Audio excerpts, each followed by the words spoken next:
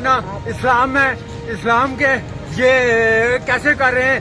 3 महीने हमारे हम हो गए, हमें तनख्वाह नहीं दे रहे, हमारे बच्चे भूखे हैं, हमारा सारा मसला खराब हुआ है, किराए का मकान है वो भी निकाल दिया हमें। तो हम किधर जाएं, हम भूखे हैं, किधर जाए आप लोग देख रहे हैं। 3 महीने हो गए, कोई तनख्वाह नहीं दे रहे हमें। हमें तनख्वाह न दी तो हम तेल लगा के आग लगा देंगे अपने आप को, खुदकशी कर ले, हम खुदकशी कर लेंगे। क्या हाल करें आप लोग, देख रहे हैं आप लोग हमें ड्यूटी करवा के हमें इस तरह से जलील कर रहे हैं। आप लोग देख रहे हैं 1 महीना नहीं 3 मंथ हो चुके, तो हम इधर देखिए दूर जाए इन लोगों तफत के लिए, इनके लिए सिक्योरिटी के लिए हम जो आदमी इन अवाम की खिदमत के लिए आए थे, ऐसा किया जाए हम लोगों के साथ ऐसा किया जाए तो बाद में अवाम की कौन क्या करेगा, सेफ्टी करेगा कौन, इन अवाम का ख्याल करेगा। इस वक्त मैं रावलपिंडी सिविल अस्पताल में मौजूद हूँ। मेरे साथ एक सिक्योरिटी गार्ड आयशा मौजूद है। आयशा, ये बताएं कि आप यहाँ पे सिक्योरिटी गार्ड के फैस कितने अरसे से अंजाम दे रही हैं और आज आप लोगों ने मुजाहरा क्यों किया? सर, हमें DHQ में जॉब किए हुए 3 साल हो गए और हमें 3 माह से जो है ना सैलरी नहीं दी जा रही। हमने 2 माह से तो वेट किया, उनकी बहुत रिस्पेक्ट करते हैं सर की, लेकिन सर की वजह से, सर नदीम की वजह से हम लोग चुप रहे हैं कि उन्होंने हमें कहा था कि आप वेट करो, शायद जो है ना ओनर हमारी पिक वो जो है ना कॉल पिक कर ले तो हम जो है सैलरी वो दे दें। लेकिन जब से तीसरा मंथ शुरू हुआ है तो वो जो है ना कॉल भी नहीं उठा रहे हैं। PTCL से हमने कॉल की है तो उसने अपनी बकवास करके कॉल काट दी है और जो है ना हमारी कॉल भी पिक नहीं कर रहा और ना ही हमारे साथ कोई रब्ता कर रहा है। अच्छा, आज मेरी जब MSF से बात हुई है, उन्होंने बताया कि आप लोगों की तनख्वाहों का हॉस्पिटल से कोई तल्लुक नहीं, आपको हर महीने ये सैलरी वगैरह कौन दिया करता था?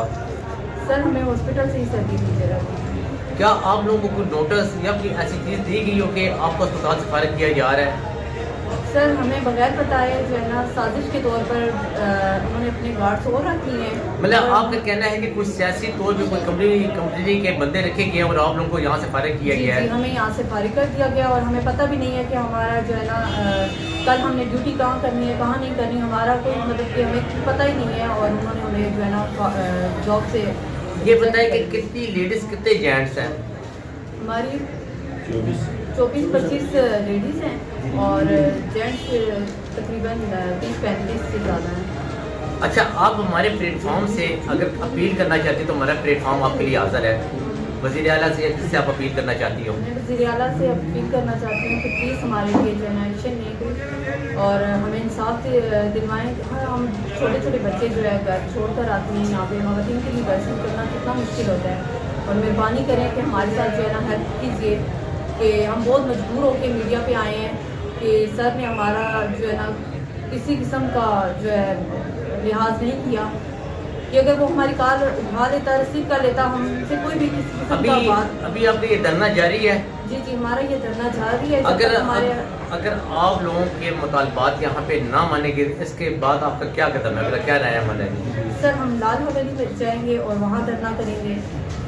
हमसे जो हो सका तो हम अपने हक के लिए ज़रूर लड़ेंगे, चाहे हमें उसके लिए कुछ भी करना पड़ जाए। ठीक है, तो बराए मेहरबानी अगर ओनर हमारी बात सुन रहा है तो जो है ना वो हमारे पे आराम से तरीके से। हमें लाल हवेली जाएंगे, हमें इंसाफ नहीं मिला। 3 माह हो गए, हमारे बच्चे भूखे मारे, हम खुद भीख मांग रहे हैं। कह रहे हैं हम खुद भीख मांग रहे हैं। अस्पताल वाले कह रहे हैं हमें ना कोई चाय ना कोई नाश्ता, हमें 3 टाइम का खाना नहीं मिला।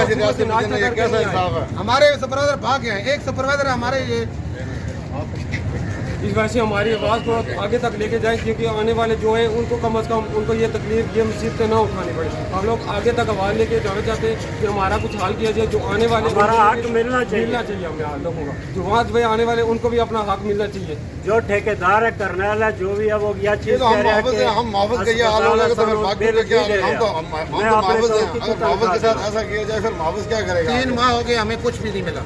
कहानी सुनाई जा रही है। मुआवज और मुआवज की बहुत बड़ी अथॉरिटी, मुआवज के साथ ऐसा सलूक किया जाए तो फिर बाकी का क्या हाल होगा?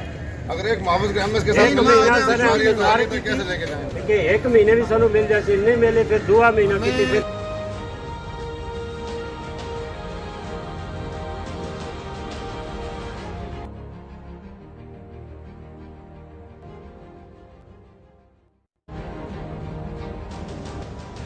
आज मुजाहिरे में बिल्किस से बताया कि इनके छोटे छोटे बच्चे हैं, खामन इनका बीमार है, किराए के घर में रहती हैं और अकेले एक घर का पूरा निज़ाम चला रही हैं। इस रियासत मदीना में इमरान खान रियासत मदीना का नाम लेते हैं। यहाँ तो बच्चों के रोज़गार का ऐसा सिस्टम बनाया जाता था कि उन्हें घर में ही रिज़्क़ के वसाइल मिला करते थे। बिल्किस बताया कि आज आपने मुजाहिरा क्यों किया, क्या वजह थी बाहर निकलने की? सर हम बड़ी मुश्किलों से और बड़े घर से निकले हैं, मजबूरी से हम लोग निकल के आते हैं काम करने के लिए। लेकिन यहाँ पे जो है ना सहूलियत ऐसी है कि हमें तनख्वाह भी टाइम से नहीं देते और हमारे लोगों को भी धमकाया जा रहा है कि आप लोगों ने। कौन धमकियाँ दे रहे हैं आपके लोगों को? जो PM है इस हॉस्पिटल की जो है ना वो दे रहे हैं। और इमरान खान को हमने इसलिए वोट दिया था कि चलो वो कुछ तब्दीली पैदा करेगी, लेकिन तब्दीली भी नहीं हुई, कुछ भी नहीं। आगे से हमारे लिए और मुसीबत पैदा की है। हमारे छोटे छोटे बच्चे स्कूल से निकाले गए, मन मकान कह रहे कि किराए नहीं देंगे, सामान गिरा दो, हम क्या करें, हम कहाँ जाएं? अच्छा, आप मुझे ये बताएं कि क्या आपको कोई नोटिस मिला था या नहीं मिला था? आपको तो पहले किसी ने कहा था कि आपने नौकरी पे नहीं आना? नहीं, हमें कुछ भी नहीं मिला। अब आप हमारे प्लेटफॉर्म से किसी से अपील करना चाहती हो? बस हमें इंसाफ चाहिए, हमें वापस अपनी नौकरियों की भी रखना चाहिए, हमें तनख्वाह मिलनी चाहिए। तो ये जो कंपनी, जिस कंपनी में आप काम कर रही है, आप कह रहे हैं कि हमें इंसाफ चाहिए, ये कंपनी तो ख़त्म हो चुकी है। कि आप हुकूमत से क्या अपील करना चाहती है कि आपको किसी और जगह पर क्या नौकरी दी जाए? जी, इन्होंने हमें नहीं बताया था कि नौकरी ये नहीं, ये दो कंपनियाँ ख़त्म हो रही नहीं, हमें बिना वजह उन्होंने तो काम निकाल दो और अपने अपने घर जाओ, ड्यूटी भी नहीं आना। आपके बाद हम लोग छोटे छोटे बच्चों को घर छोड़ के आते थे। हम मजबूरी हालात जो है ना, 4 बच्चे मेरे, तो सुबह आते थे शाम को चले जाते, कभी डबल ड्यूटी अभी करनी पड़ती थी, लेकिन हमें अपना हक नहीं मिला। अच्छा, आज आप लोगों ने बताया था कि आप लोग लाल हवेली तक मुजाहरा करेंगे। मुजाहरा लाल हवेली तक ना करने की वजह क्या थी कि आप लोग तो यहीं पे रुक गए? ये क्या वजह हुई है? हमें यहाँ पे जो है ना पुलिस वगैरह ने रुकवाया है और उन्होंने कहा है कि आप लोगों ने आगे नहीं जाना, हमें धमकाया जा रहा है। तो अगर आज हमारा फैसला होता है ठीक है, तो हम लाल हवेली जाएंगे, हम अपने हक के लिए लड़ेंगे। 12 बजे जाएंगे, हम अपने हक के लिए लड़ेंगे। हमें इंसाफ चाहिए, नहीं तो हम खुद को गोली मार देंगे। हाँ जी, अस्सलाम वालेकुम। I am doctor Farzana Zafar. मैं MS हूँ DHU हॉस्पिटल में। अभी मुझे पता चला है कि कुछ लोग आके सिक्योरिटी गार्ड के नाम से यहाँ पे कुछ एक मुजाहरा करना चाह रहे हैं और उसको लाल हवेली ले जाना चाह रहे हैं कि हमने उनको सैलरीज नहीं दी। तो मैं ये वाज़ा करना चाहती हूँ कि हमारा कॉन्ट्रैक्ट एक कंपनी के साथ है और ये उस कंपनी के एम्प्लॉइज़ हैं। तो गवर्नमेंट के कॉन्ट्रैक्ट में जो कंपनी का ओनर है वो पेमेंट करता है एम्प्लॉइज़ को, हमारा एम्प्लॉइज़ के साथ कोई ताल्लुक़ नहीं होता।